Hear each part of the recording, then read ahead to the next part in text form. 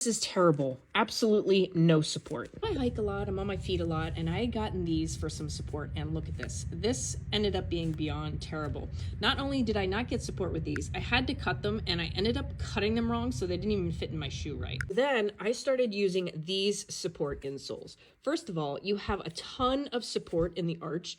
The arch is strong, heel, and the ball of the foot has a little stickiness to it, so it actually sticks to the bottom of my shoe, which makes it so much easier and it doesn't slide around. Plus, the front part is thin enough and the heel is thick enough to give me the support I actually need. If you are looking for a good low-cost support for your feet, I highly recommend these. Grab them. I linked it in the orange cart below.